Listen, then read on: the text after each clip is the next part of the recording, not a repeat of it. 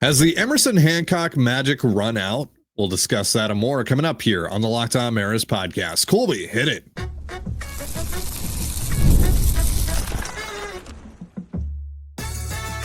You are Locked On Mariners, your daily Seattle Mariners podcast, part of the Locked On Podcast Network, your team every day.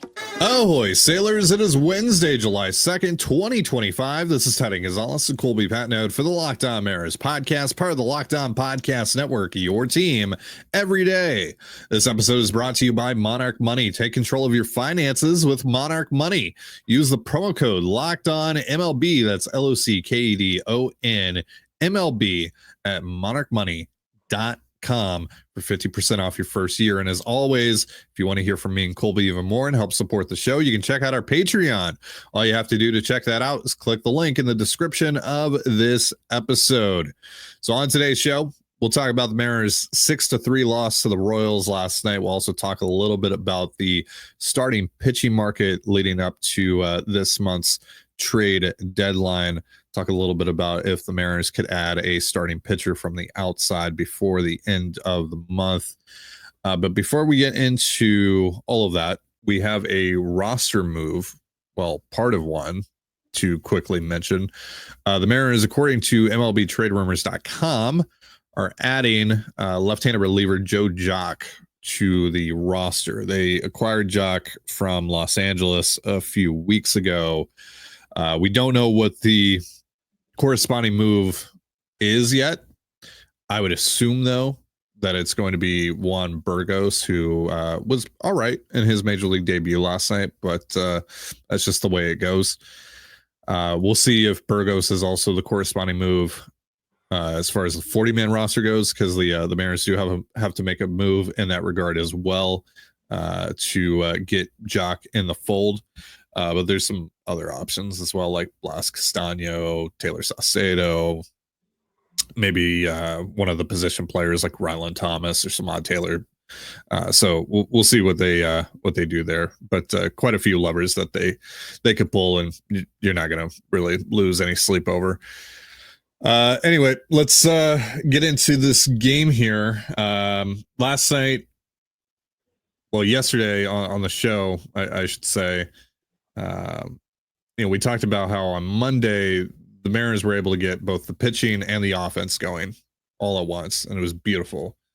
Last night they couldn't get the pitching or the offense to work for them, and so they lost 6-3. The offense missed out on multiple opportunities to claw their way back into this game after the Royals put up 5 on Emerson Hancock on 15 hard hit balls over the course of 6 innings. It was nice that Hancock was at least able to give them 6 innings, and Burgos was able to give them 2. So the bullpen's in a pretty good shape. Bizzardo had to throw the other inning. So Mariners bullpen in a pretty good spot for the next couple of days. So that's kind of the one silver lining from this game. But the offense just not good enough. Double plays killed them last night, killed their momentum. Cal Raleigh had a 4 strikeout night. You're just not going to win many games when things are going like that. So, general thoughts coming out of the game, Colby. Yeah, you needed a lot better from the top of your order. 1 through 4 was just an absolute disaster. Like the one hit they actually got didn't even matter because Polo was picked off because he's got no juice in his legs whatsoever. So he gets picked off, and then of course Randy immediately hits the home run, and boy, how nice would it have been to have that extra run last night. The top of the order just was a disaster. I mean, just abject failure from the 3 guys that are all-star quality position players. They all just failed last night. Every single one of them failed. And then, the bottom of the order, give them some credit. They were able to generate traffic. They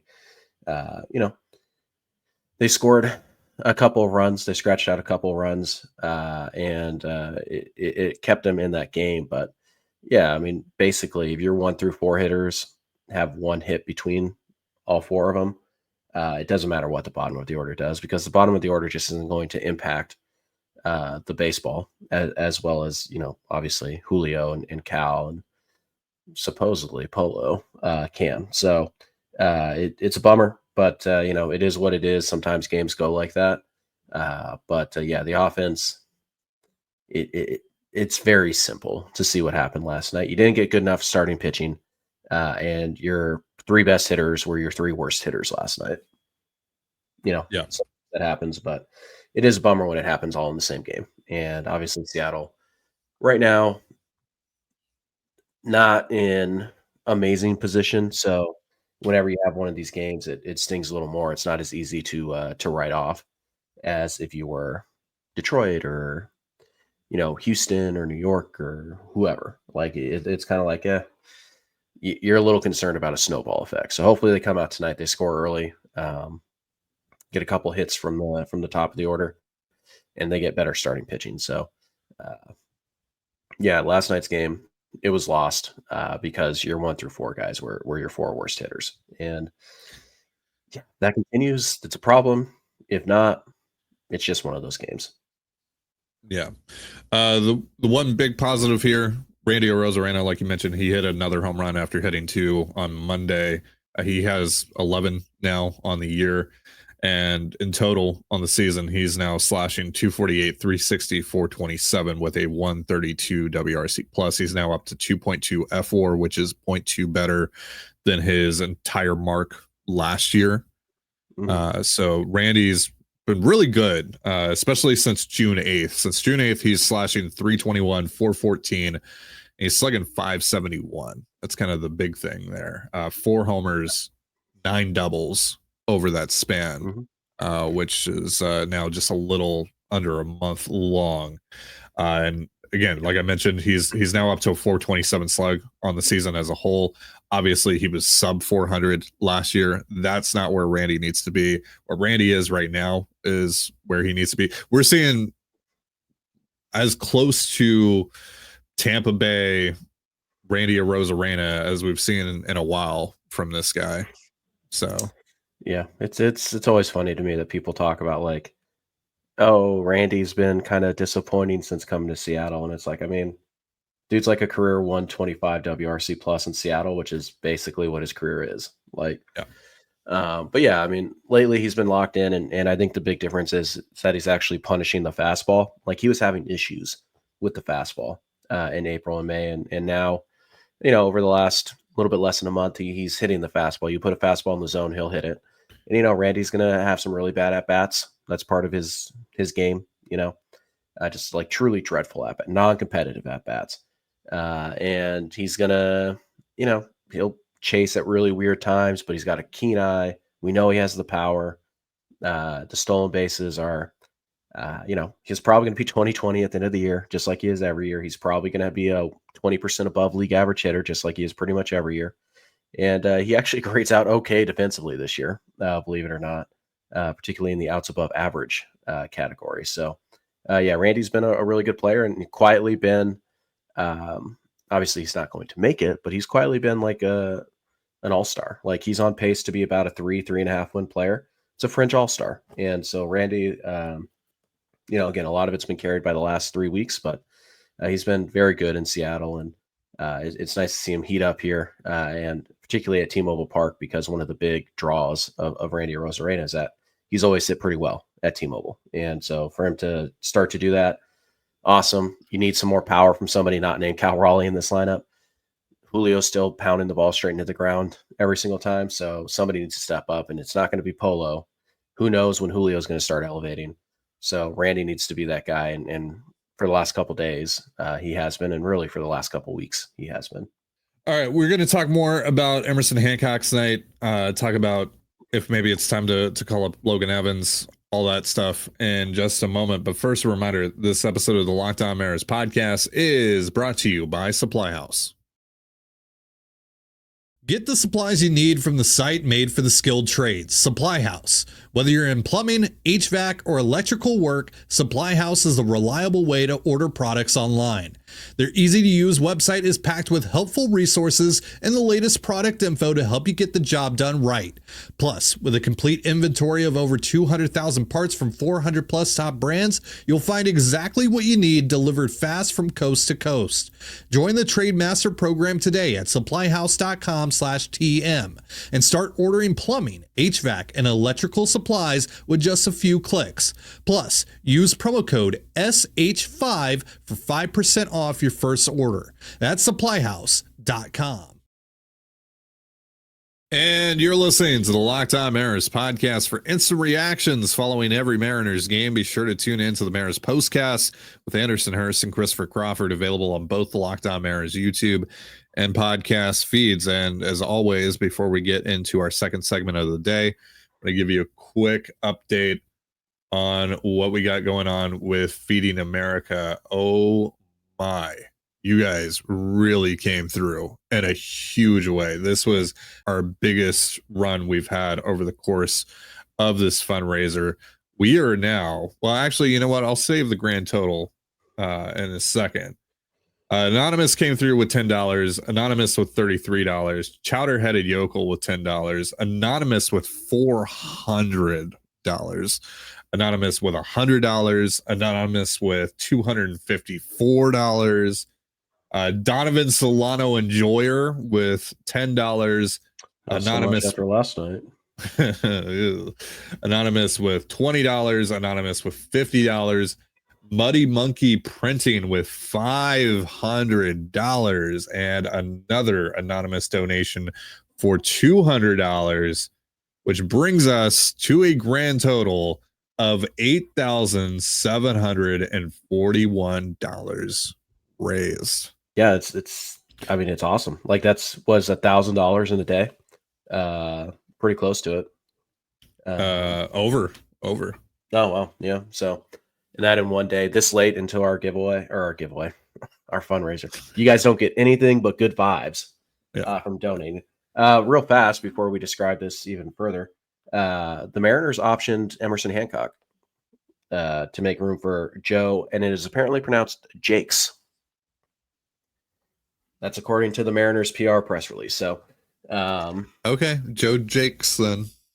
Yeah, I get that's like Calvin Foucher, is actually Fauché. Fauché. It's like the opposite of this is the opposite, yeah. Yeah. So anyways, we'll definitely be talking about that in a minute, but just to get the spiel here. We're raising money for Feeding America. It's a great organization that aims to feed America. 1 in 5 children in this country are food insecure. They do not know where their next meal is coming from.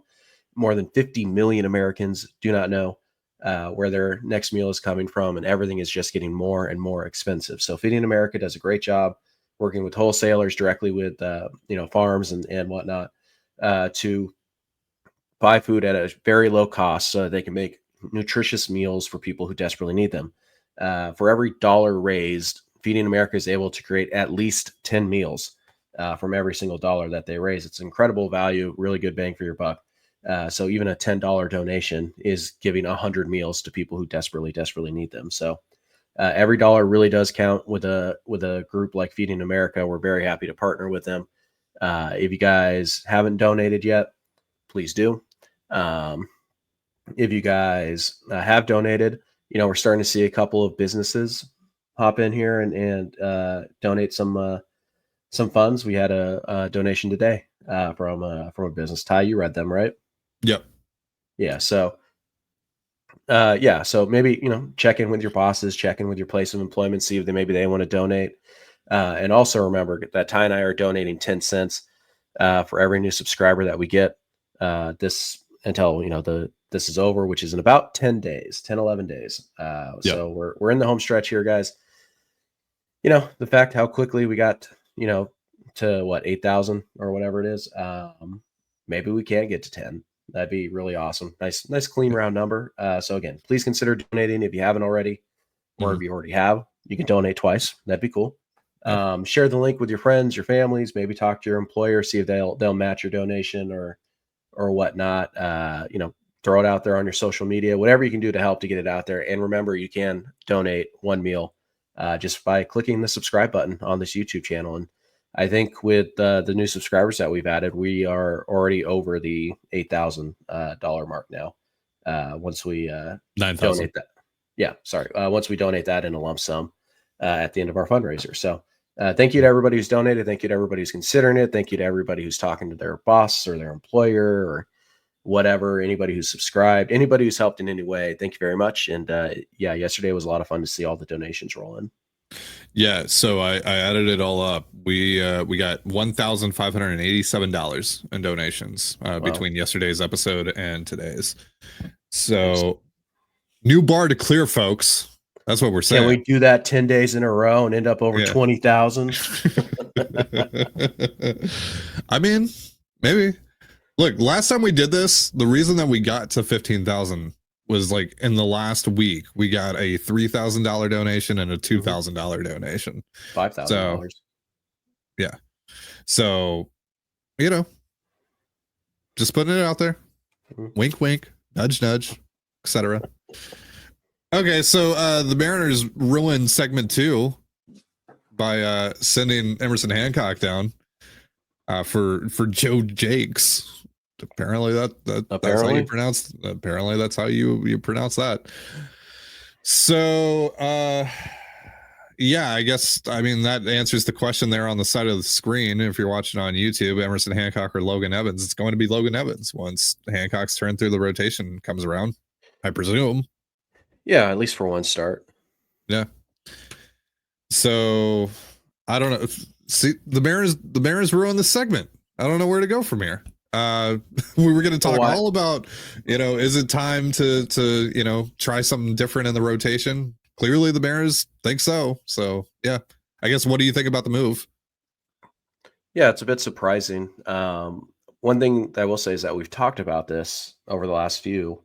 Is you're in the middle of this big stretch of games without days off, and you only have one day off between, 2 weeks ago and the All-Star break. So the possibility is, if you need an extra bullpen arm, you could always, send down Hancock, call up an extra reliever, have a 9-man bullpen to get you through some of this tough stretch. And then you could just use Logan Evans and call him up for the bullpen arm and have him make a spot start, and then just kind of recycle it and send Evans back down, call up another reliever. And then when that spot in the rotation comes up again, which it's only going to come up, I think, with the off day on Monday. Like, I think this spot comes up Sunday. So Logan Evans will have to make a start on Sunday. Yeah. Also, I just realized, so their 40-man was at 39 players. Yeah. Yeah. They didn't have to make a 40-man move.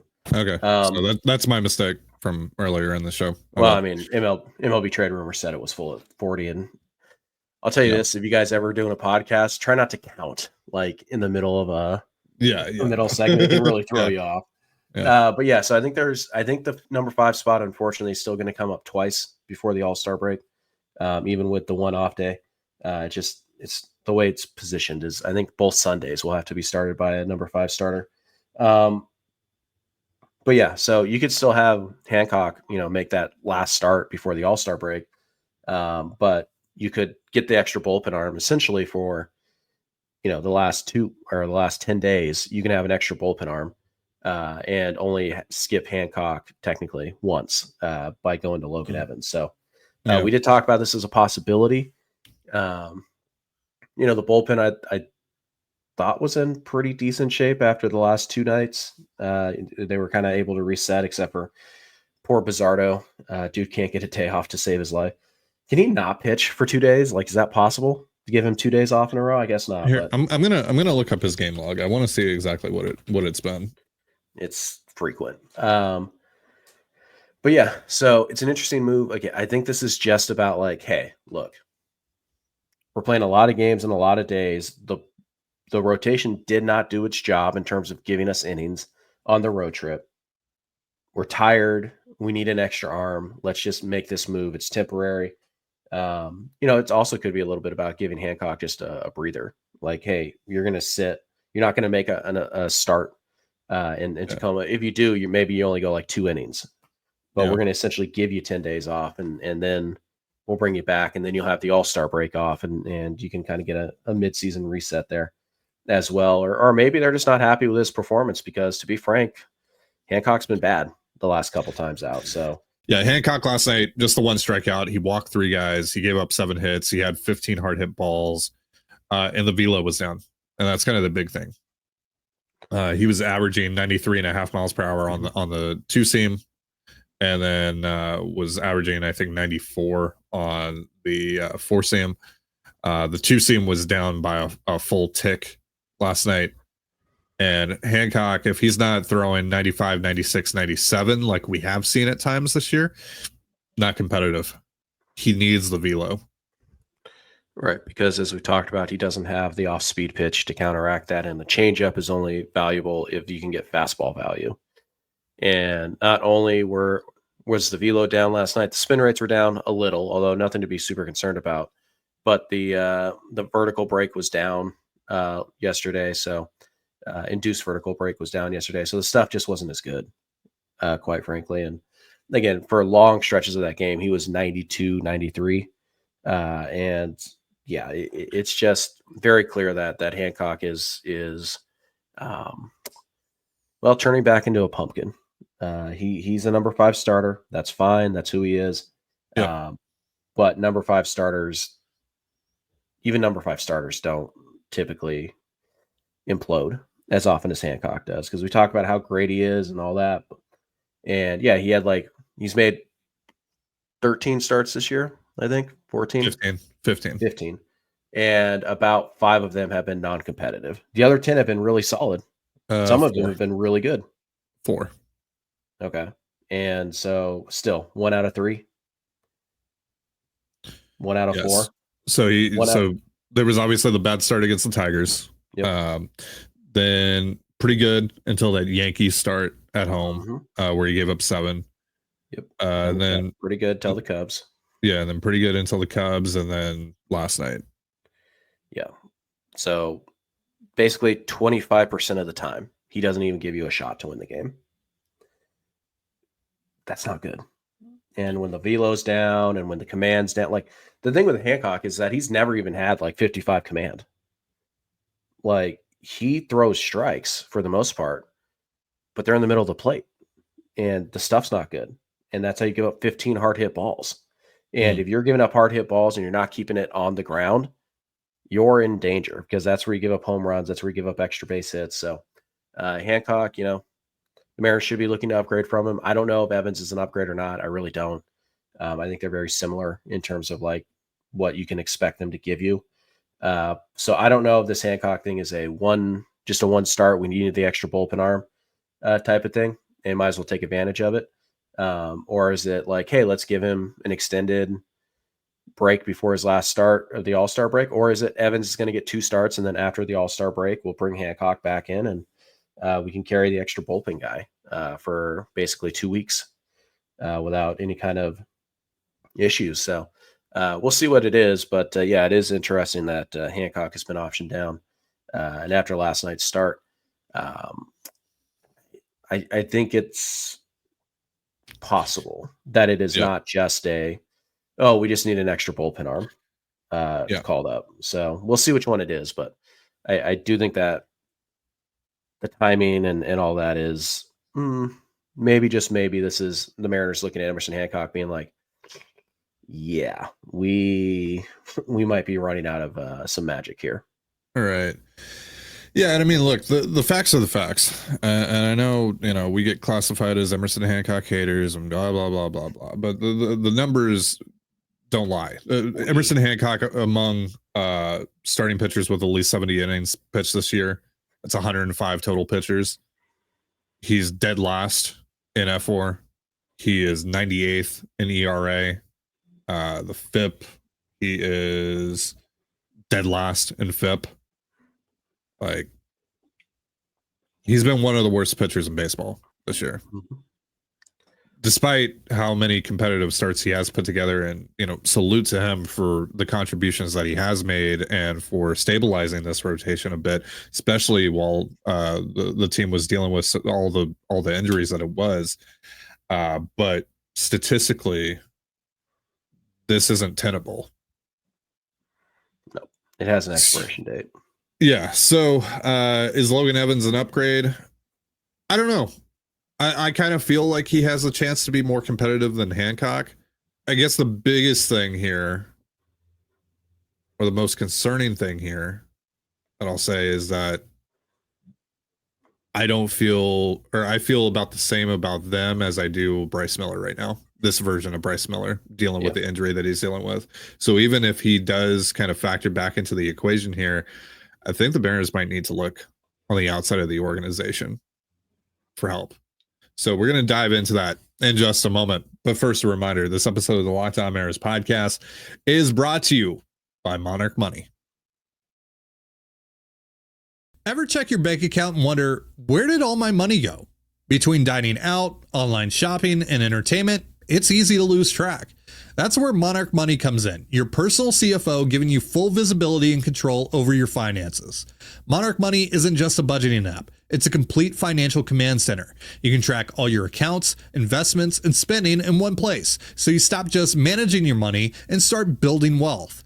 Instead of juggling multiple apps, you can use Monarch to check your finances, track spending, and even plan long-term goals. Managing money with your partner is smoother than ever. You can track shared and personal accounts, set goals, and stay on the same page without the stress.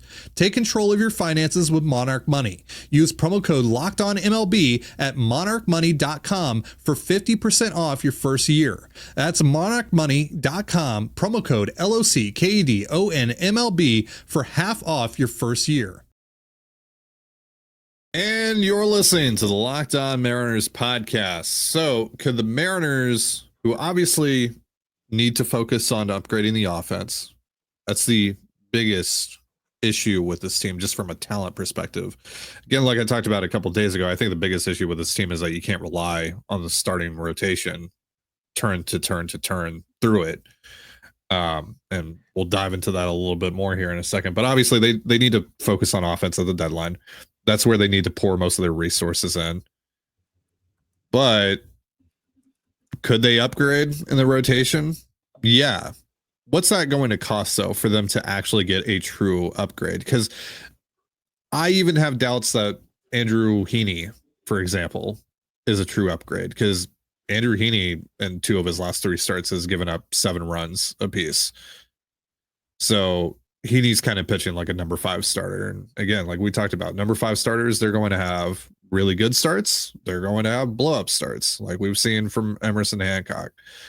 So I feel like you kind of have to, like, if you are going to trade for a starting pitcher, you need to trade for someone better than that. So what kind of resources are you willing to spend on starting pitching? First of all, I think Heaney is better than Hancock. I don't care about the last couple starts. I have an entire career of Emerson Hancock that tells me that dude's not good. I mean, but Heaney is significantly regressed, and his one calling card, the strikeouts, that's significantally regressed. Mm-hmm. He's not striking anyone out right now.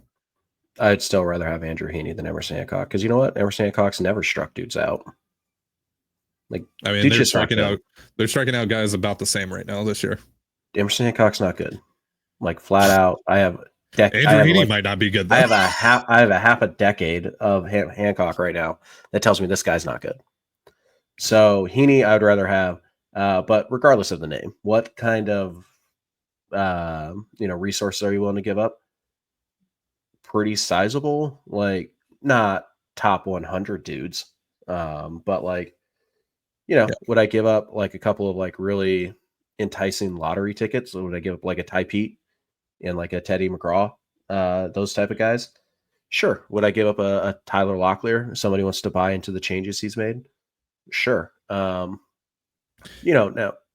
if we want to talk about multiple years of a guy like Freddie Peralta, which, the Brewers keep on winning, so that seems less and less likely, then we could have a different conversation. But like, I don't know if I want to pay the freight to get like a Zach Gallen, who's like the number 1 rental starting pitcher, who's not even having that great of a year, but he's been bad. So, but obviously the track record there is substantial. So sure.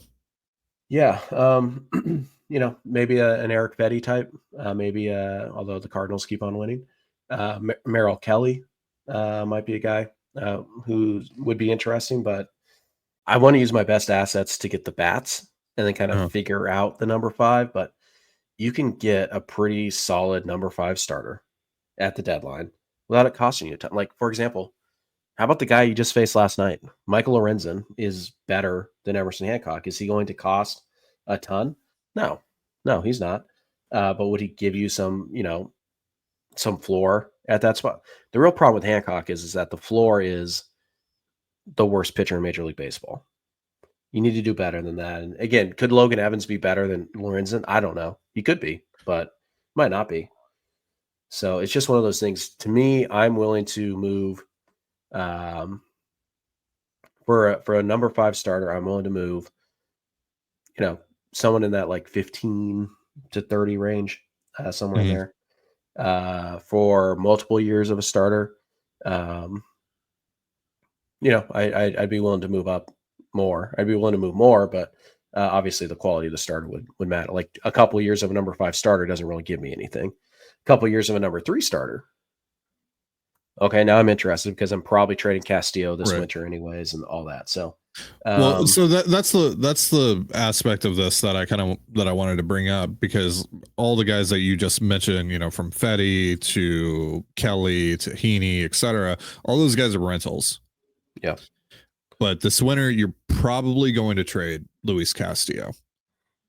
So is there a way that I can kind of get out ahead of getting the Castillo replacement? Maybe you get the Castillo replacement in the deal in which you trade Castillo, like we talked about this past offseason.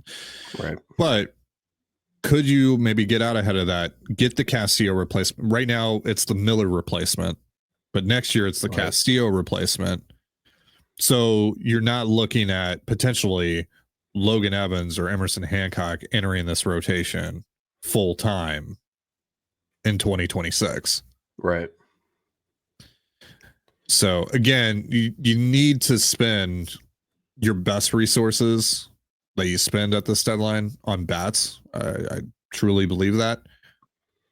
But if the opportunity is out there to get a club controlled starter, and maybe it's only for 2026 that they're club controlled, but someone that is controlled beyond 2025, I'd seriously consider that, because that's something that's going to be on your shopping list most likely this winter.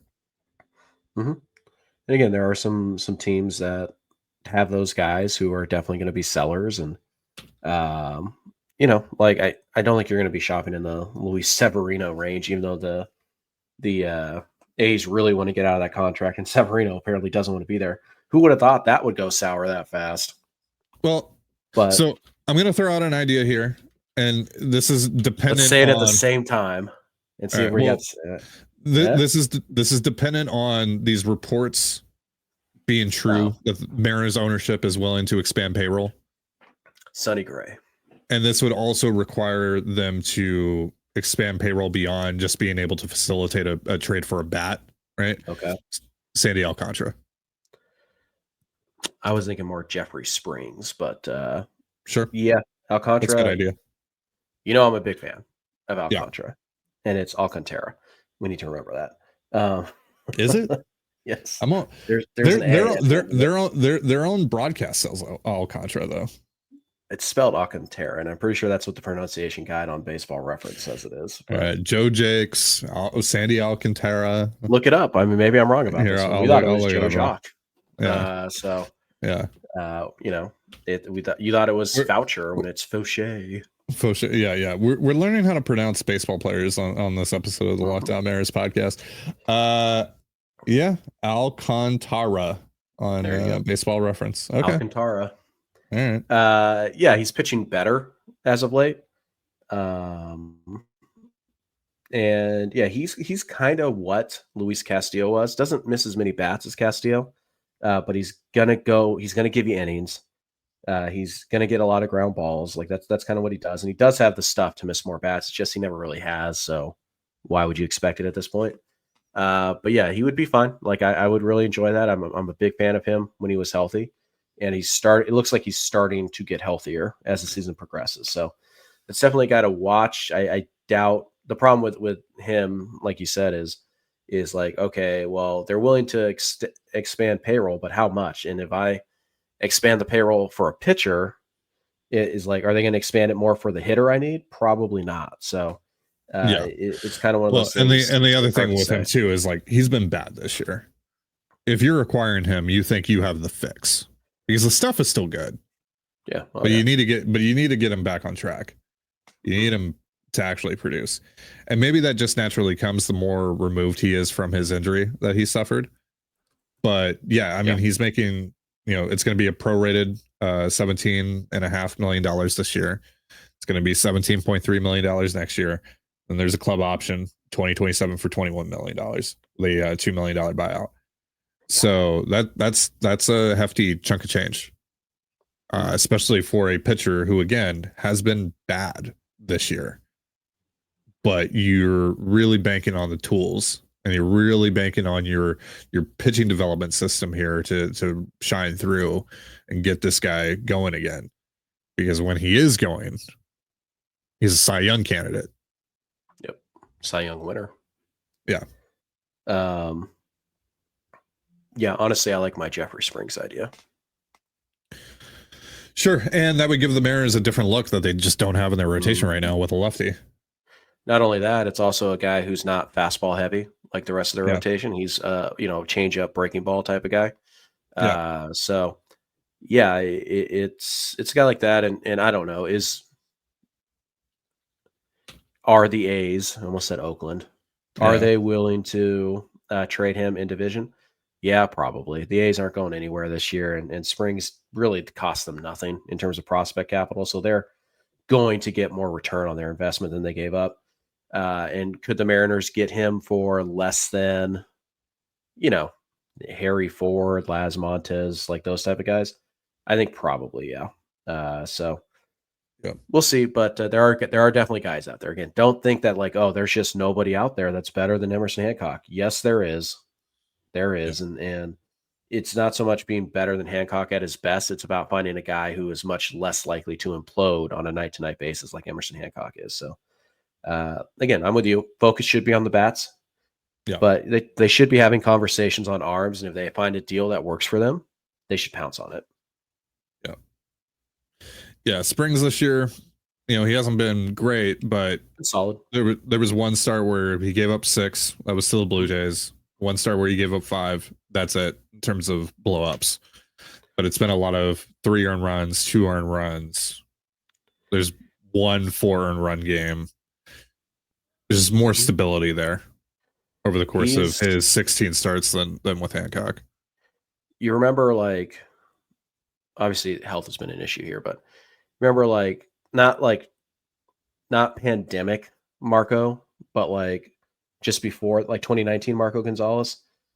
Springs is very similar to that type of guy. Just like, yep, he's a number 4, number 5 lefty, knows how to pitch, understands who he is, doesn't try to do anything special, and just going to give you innings, and boom. And he stayed healthy this year, and that's a big thing. But there are injuries in his past, so bit of a red flag there. But we'll see what they decide to do. But they could really use like a 2019 Marco in the back of this rotation right now. And they don't have that in the org, unfortunately. All right. Well, that is going to do it for our show. Thank you so much for joining us here on the Locked On Mariners podcast. For Colby Patnode, I'm Titan Gonzalez. Be sure to give us a follow on Twitter at LO_Mariners. You can follow me at Titan Gonzalez and Colby at CPAT11, that's CPAT11. We're also on Blue Sky. You can follow me at TDG, Colby at MLB Colby, and the show at Locked On Mariners. You can also find us on Instagram and TikTok at Locked On Mariners. Have yourself a beautiful baseball day, and we'll see you next time. Peace.